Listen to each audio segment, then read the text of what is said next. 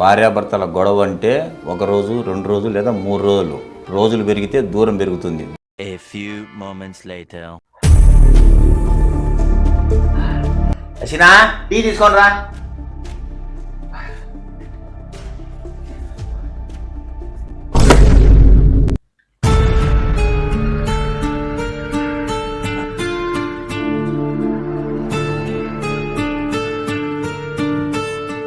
అసినా అసినా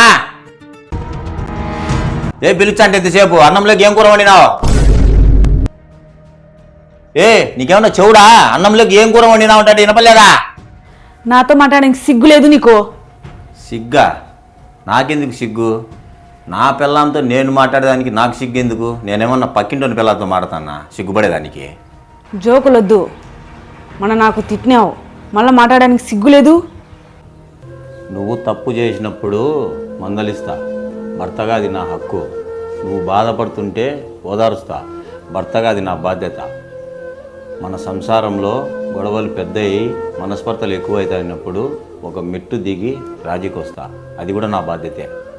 తిట్టింది మీరే తగ్గాల, నేనెందుకు తగ్గాలా? ఏ భర్త తన భార్యను అనవసరంగా తిట్టాడు? నువ్వు తప్పు చేసినావు కాబట్టి నేను తిట్టినా, అందుకే నేనే తగ్గినా.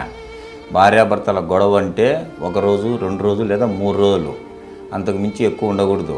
రోజులు పెరిగితే దూరం పెరుగుతుంది. దూరం పెరిగితే సంసారంలో లేనిపోని అపోహలు, గొడవలు, మనస్పర్ధలు ఎక్కువై సంసారం రోడ్డున పడుతుంది. ప్రపంచంలో గొడవ పడని భార్యాభర్తలు ఉండరు. మగాడు తగ్గినా కొందరు ఆడవాళ్ళు చేసే తప్పేందంటే మగాన్ని అన్ని విషయాల్లో దూరం పెడతారు. మగాడు ఒక్కసారి పక్కదారి పట్టినాడంటే ఆ సంసారం నిలబడదు. ఏదైనా తెగే వరకు లాగకూడదు. భార్యాభర్తల మధ్య సారీలు చెప్పుకునేది ఉండకూడదు. ఏదైనా ప్రేమ, అనురాగము, ఆప్యాయత, అంతే. తిక్కదానా ఏం వండినావో తేపో తింటా. సంసారంలో సర్దుకుపోయే మనసు భార్యాభర్తలిద్దరికీ ఉండాలి. ఒక్కరు మాత్రమే ప్రతిదానికి సర్దుకుపోతే ఇంకొకరు ఎప్పుడు సమస్యగానే మిగిలిపోతారు. అందుకే ఆడలకు తెలివి మోకాలలో ఉండనేది.